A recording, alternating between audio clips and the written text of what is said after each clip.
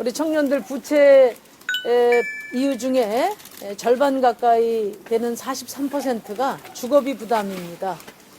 청년들이 월세를 60만 원, 70만 원 내고 있는데 종합부동산세 연 50만 원이 부당하다고 이야기하는 정치권이 부끄럽습니다.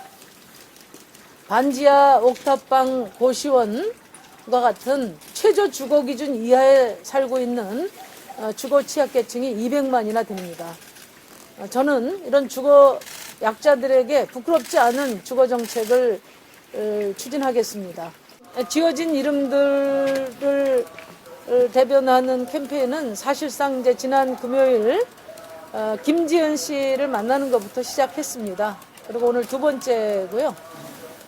정의당이 대변해야 될 분들, 또 정의당과 심상정이 꼭 필요한 분들 두 손 잡고 이분들과 함께 권력에 도전하겠다는 그런 각오로 이름 없는 목소리들을 적극적으로 대변해 나갈 것입니다.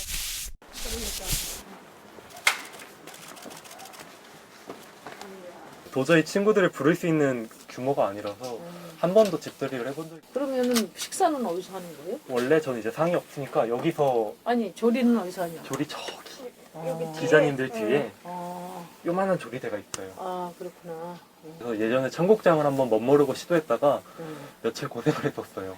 여기 문 열어놓으면 바로 길가라서 네, 사람들이 외연도 돌아다니고 사람들도 돌아다니고 열기가 좀 그렇죠 아무래도. 이게 반지한데 5천만 원이요? 그러면 저 위는 얼마나 돼? 그러게요. 저도 저 위는 알아보질 않아가지고 좀 더 나가지 않을까요? 이게 몇 평짜리예요 지금? 이제 거의 모든 집이 서울대 입구 근처에서는 5평이라고 일괄적으로 나오는데 집마다 가보면 실제 체감은 너무 달라가지고 저 그냥 5평이다라고만 알고 있어요. 여기 뭐 복도 빼고 저 계단 빼고 이렇게 다 네네. 빼면 한 3평 정도 돼요. 3평 정도 돼 보이는데 네, 그쵸. 내가 옛날에 그 구로공단 옆에 그 닭장집이라고 있었어. 그쵸. 그거 딱 요 3평짜리. 아, 그때도 이만했어요? 그때도 요만했는데 그때 이제 비키니 옷장 하나 놓고 너무 비싸가지고 월 8만 원씩. 그때 벌써 몇십 년 전이야. 한 40년 전 얘긴데 그래가지고 세 명이서 칼잠 자고 그랬어요. 근데 그때만 하더라도 뭐 일이 많으니까 새벽에 나와서 밤에 그냥 맞아요. 잠깐 누무치는 정도였거든. 근데 요즘은 이제 어디 갈 데도 없고 학교도 문 닫고 그러면 집에서 생활해야 될 시간이 많은데. 특히 한번 코로나 걸렸어가지고 여기서 열흘을 격리돼 있었는데 진짜 시간과 정신의 방에 갇혀서. 고생 많으셨어. 아유, 아닙니다. 몇 평에 사셔요? 자기 소개도 하시면서. 네네. 저도 한 5평 정도 되는 방에 살고, 전 대신에 여기 반지하는 아니고 좀 층수가 있는 6층에 살고 있습니다. 이제 1인 가구로선 한 10년 넘게 살고 있는데, 그러니까 그동안 이사를 한 5번 정도 하면서 저도 처음엔 이 반지하 같은 1층인데 반지하 같은 1층에 살았죠. 그러면 지나가는 사람들이 계속 저 창문을 쳐다봐요. 그리고 뭐 공동연강 쓸 때는 구두가 한 짝씩 다 없어진다거나 뭐 새벽에 계속 방문을 열려고 한다거나 이런 경우가 너무 많아서 이사할 때마다 가장 우선시했던 게 그 돈으로 최고로 안전한 어떤 집을 구하는 거였죠. 그러니까 당연히 주거 비용이 남성들에 비해서 더 비싸질 수밖에 없고. 아무래도 이렇게 저층보다는 고층으로 가고 싶죠? 네. 저도 옛날에 그랬어요. 네. 좀 큰 길에 있다거나 아니면 파출소와 조금 가깝다거나 뭐 보안 장치가 조금 더 잘 돼 있다거나 이런 데를 선택해야 되니까 여성들이 이제 택배나 음식을 시킬 때 이제 자기 이름을 혼자 사는 여성이라고 드러내지 않기 위해서 조금 거친 느낌의 어떤 남성의 이름으로 많이 하고 있습니다. 그래서 곽두팔 이렇게 하면 왠지 세 보이는 어떤 남성이 사는 것 같은 이런 걸로 쓰고요. 얼마나 그 공포나 두려움이 내면화되어 있는지를 알 수 있겠어요. 저런 걸 보면. 이름까지도. 그런 택배 송장이나 영수증으로 범죄가 많이 이용당하고 있어서 저도 저희 집에 파쇄기가 있어요. 한 10만 원 정도 되는 파쇄기. 이 정도 되는 집에 한 칸을 이제 차지하고 있고 그래서 이제 뭐 영수증이나 또 택배 송장을 꼭 그렇게 분쇄해서 버리는 경우가 있고, 또 이름도 매번 바꿔요. 이런 곽두팔이라는 이름도 이제 유명해졌기 때문에 이런 이름을 쓸 수가 없어서 어떨 땐 되게 평범해 보이는 남성의 이름을 하기도 하고, 또 어떨 땐 좀 이런 거친 이름을 하기도 하고, 여러 이름으로 살고 있습니다. 지금 1인 가구 면적이 그 14제곱미터 아니에요? 그걸 25제곱미터로 하니까 7평 조금 넘게 나오더라고. 이제 그러면은 아마 뭐 친구 한두 사람은 불러서 그쵸. 앉아서 식사는 하실 수 있을 거예요. 그죠? 그것만 그리고 이제 정말. 이 건조대, 빨래 건조대하고 반려생활 안 해도 되고 그쵸. 그 정도는 될 것 같아요. 그래서 전반적으로 지금 우리나라 서민들, 주거 약자들을 위한 어떤 주거 정책은 수십 년간 방치돼 있어서 아예 정책이라고 할 것도 없어요. 그러니까 정말 화가 나는 게 뭐냐면은 내가 국토위원회 위원인데 국토위원회에서 떠드는 거는 맨날 강남 집값 얼마냐, 서울 집값 얼마냐 이거 가지고만 떠들어요. 우리가 지옥고 이하의 주거 환경에 사시는 분이 200만 가구라는 거 엄청나잖아요. 뭐 그런 분들에 대한 얘기는 아예 없어요. 심지어는 뭐 집 없는 서민들에 대해서 어떻게 집을 마련해 줄 거냐 이것도 없어.